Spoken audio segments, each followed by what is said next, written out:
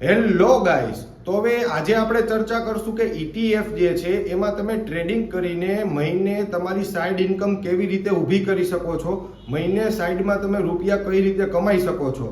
પરંતુ એ પહેલા જે પણ વ્યક્તિઓને ETF વિશે ખ્યાલ નથી, ETF છે શું, એ વર્ક કઈ રીતે કરે, કોણ મેનેજ કરે, કેટલું રિટર્ન આવે, એમાં કઈ રીતે રૂપિયા રોકવા, તો એ માટેના આપણી ચેનલ ઉપર અગાઉ વિડીયો ફૂલ ડિટેલમાં બનાવેલા છે ETF વિશે. તો એકવાર એ ચેકઆઉટ કરજો જેથી તમને ખ્યાલ આવે કે ETF છે શું. હવે ETF માં ટ્રેડિંગ કઈ રીતે કરવું. હવે ETF નામ સાંભળીએ ને એટલે આપણને બધાને એક જ વસ્તુ માઇન્ડમાં ઘૂમે. 90% લોકોને એવું જ થતું છે કે ભાઈ ETF તો લોંગ ટર્મ માટે છે. ETF માં તમે શોર્ટ ટર્મમાં ટ્રેડિંગ કરીને મહિને કઈ રીતે રૂપિયા કમાઈ શકો. હા, ETF માં તમે મહિને ટ્રેડિંગ કરીને રૂપિયા કમાઈ શકો છો, એ પણ 0% રિસ્ક ઉપર. તમને બધાને થતું હશે કે ભાઈ બોલે જ શું કે 0% રિસ્ક ઉપર શેર માર્કેટમાં 0% રિસ્ક ઉપર રિવોર્ડ તમને મળે, આ તો સારું કહેવાય. હા, 0% રિસ્ક ઉપર ETF જ એક એવું સેગમેન્ટ જે છે કે એમાં તમારે રિસ્ક 0% છે અને રિવોર્ડ ઘણું બધું છે. તો તમને બધાને થતું હશે કે ઈ શું, તો ચાલો આપણે જાણીએ કે ETF માં ટ્રેડિંગ કઈ રીતે કરવું, અને વિડીયોને છેલ્લે સુધી જોજો એટલે તમને ખ્યાલ આવશે કે મેં 0% રિસ્ક તમને શું કામે કીધું. હવે ETF માં ટ્રેડિંગ કરવા માટે સૌથી પહેલો રસ્તો તો કે ભાઈ એ છે કેપિટલ. તો તમારી પાસે કેટલું કેપિટલ હોવું જોઈએ જેથી તમે મહિને ડિસેન્ટ રિટર્ન મેળવી શકો, 20 થી 30 હજાર કમાઈ શકો, સાઈડ ઇન્કમ એક તમારી ઊભી કરી શકો. તો એનો જવાબ છે તમારે મિનિમમ 3 થી 4 લાખનું કેપિટલ જોશે. કારણ કે 3 થી 4 લાખનું કેપિટલ હશે તમારી પાસે તો તમે એમાં મહિને ડિસેન્ટ રૂપિયા કમાઈ શકો છો, તમે ડિસેન્ટ એમાં તમારી સાઈડ ઇન્કમ મેળવી શકો છો. હવે તમને બધાને થતું હશે કે ભાઈ મારી પાસે એટલા રૂપિયા નથી, મારે કઈ રીતે રોકવા, મને શેર માર્કેટમાં એટલું નોલેજ નથી. પરંતુ તમને એ સવાલનો જવાબ આપું, કોઈ પણ બિઝનેસ જે છે એ બિઝનેસમાં તમે રૂપિયા રોકશો, 10 લાખ 20 લાખ રૂપિયા તમે એમાં રોકશો, પછી તમને બિઝનેસ રૂપિયા કમાવીને આપશે. કોઈ પણ બિઝનેસ 50,000 લાખ રૂપિયાથી શરૂ ના થઈ શકે, એમાં તમારે મિનિમમ કેપિટલ 4 થી 5 લાખ રૂપિયાનું જોઈએ છે. એ જ રીતે શેર માર્કેટ છે પ્યોરલી એક બિઝનેસ છે. This is not gambling, this is not સટ્ટો.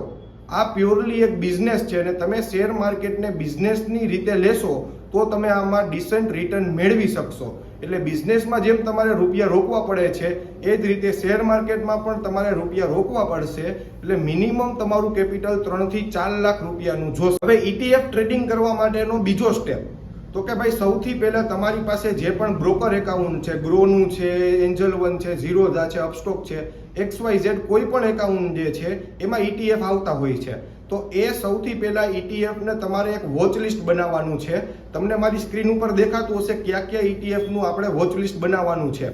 Nifty 20 છે, IT 20 છે, સેન્સેક્સ છે, ગોલ્ડ 20 છે, અમેરિકાના ETF છે. એ કરીને તમારે 10 થી 15 ETF જે છે એનું આખું એક વોચ લિસ્ટ બનાવવાનું છે. એ વોચ લિસ્ટ બની જાય એ પછી તમારે એ વોચ લિસ્ટને વોચ કરવાનું છે.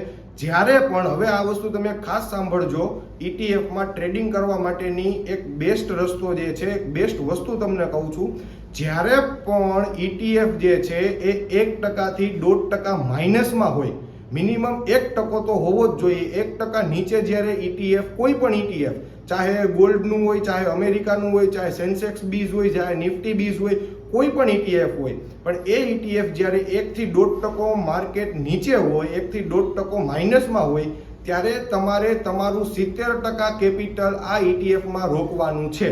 હવે તમને બધાને થતું હશે કે 70% કેપિટલ, હા 70% કેપિટલ રોકીને તમારે જે પણ ETF માઇનસમાં હશે એના તમારે ETF ના શેર બાય કરી લેવાના છે. બીજું 30% કેપિટલ, તો કે અમુક વાર એવું થશે કે ભાઈ એક આરે તમે જે ETF જે છે એમાં તમે રૂપિયા રોકશો તો એ 2 થી 3 દિવસ હોલ્ડ કરવા જોશે. જ્યારે માર્કેટ ETF તે તમે પોઝિશન બનાવી છે, જ્યારે પ્લસમાં જશે ત્યારે તમે સ્ક્વેર ઓફ કરશો.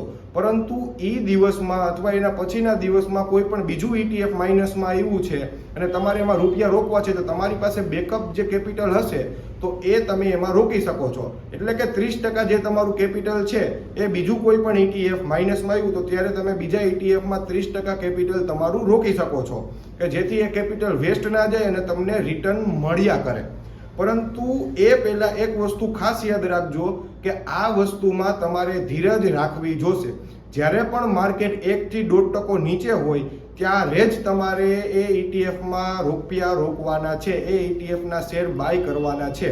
1% થી 1.5% નીચે માઇનસમાં ના હોય તો તમારે એ ETF ને જોવાનું નથી, એ ETF માં રૂપિયા રોકવાના નથી. હવે આપણે ETF માં એન્ટ્રી તો લઈ લીધી, આપણે ETF બાય કરી લીધો, પણ હવે એક્ઝિટ ક્યારે કરવું? તો એક્ઝિટ જ્યારે પણ એ ETF 1 થી 2% તમે માઇનસમાં લીધું હશે, એ જ્યારે પ્લસમાં આવશે 1 થી 2%, ત્યારે તમારે એ ETF ની જે પોઝિશન છે એને સ્ક્વેર ઓફ કરવાની છે. 2% તો તમારે મિનિમમ એમાં રાખવું જોશે. 1.5 થી 2% નીચે જ્યારે તમે બાય કરો છો ત્યારે તમારે બાય કરવાનું છે, અને 1.5 થી 2% જ્યારે ઉપર જશે ETF ત્યારે તમારે એ ETF ને સેલ કરવાનું છે. તમને મંથમાં 3 થી 4 વખત આવી રીતના મોકો મળશે, માર્કેટ નીચે હશે કે જ્યારે તમારું ETF 1.5 થી 2% નીચે હોય ત્યારે બાય કરવાનું છે. જ્યારે પણ એ વસ્તુ ઉપર જશે ETF ત્યારે તમારે એ વસ્તુને સેલ કરવાની છે. નથી આમાં તમારે કોઈ ટેકનિકલ ચાર્ટ જોવાનો, નથી તમારી પાસે શેર માર્કેટનું કોઈ નોલેજ માગશે કોઈ. તમે ચાહે હાઉસવાઈફ હો, ચાહે સ્ટુડન્ટ હો, ચાહે સિનિયર સિટીઝન હો, ચાહે તમે કોઈ બિઝનેસ કરો છો, કોઈ નોકરી કરો છો, 10 થી 15 મિનિટ તમારે ખાલી શેર માર્કેટને ટાઈમ આપવાનો છે, અને કોઈ પણ તમારો મગજ દોડાવ્યા વગર જ્યારે પણ માર્કેટ ETF 1.5 થી 2% નીચે હોય ત્યારે બાય કરવાનું છે, અને જ્યારે પણ એ ETF પ્લસમાં આવે ત્યારે તમારે સેલ કરવાનું છે. હવે તમને મંથમાં 3 થી 4 વખત આ રીતના તમને ટ્રેડ મળશે. હવે તમે 3 થી 4 વખત જો 2% રિટર્ન કાઢો છો તો મહિને તમે મિનિમમ 6 થી 8% રિટર્ન મેળવી શકો છો ETF માંથી.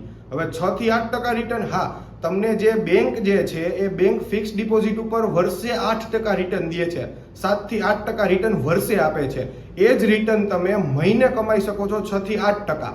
હવે તમે એ સમજો 6 થી 8% મહિને રિટર્ન, કારણ કે તમને 3 થી 4 વાર આ રીતના ટ્રેડ મળશે. માઇનસમાં હશે ત્યારે તમે બાય કરશો, ઉપર હશે ત્યારે તમે સેલ કરશો. તો એ રીતે તમે 2% મહિનામાં 4 વખત કરશો તો પણ મિનિમમ તમારું 6 થી 8% રિટર્ન તમને જનરેટ થશે, તમારી કેપિટલ વધશે, તમારી વેલ્થ વધશે. હવે 6% એટલે ભાઈ તમે મહિને 6% કાઢો છો તો તમે વર્ષનો હિસાબ કરો તો 12 ગુણ્યા 6 કરશો એટલે તમને 72% રિટર્ન વર્ષે મળશે. હવે તમને એમ થતું છે 72% વર્ષે, હા, મિનિમમ તમારું કેપિટલ છે ને ડબલ થઈ જશે. તમે જે 4 લાખ રૂપિયા રોક્યા હશે ને તમારા વર્ષના અંત સુધીમાં એ 4 લાખના 8 લાખ રૂપિયા થઈ જશે. તમને બધાને થતું હશે કે 8 લાખ રૂપિયા, હા, તમારું કેપિટલ ડબલ થઈ જશે, કારણ કે 72% રિટર્ન. 72% રિટર્ન નથી કોઈ તમને બિઝનેસ આપતું, નથી કોઈ શેર માર્કેટ આપતું, નથી કોઈ બેંક આપતું. એટલે તમને આમાં વ્યવસ્થિત તમે ડિસિપ્લિન સાથે જ્યારે માર્કેટ મેં તમને કીધું એમ 1.5 થી 2% નીચે હોય ત્યારે બાય કરવાનું છે, અને ઉપર જાય ત્યારે સેલ કરવાનું છે.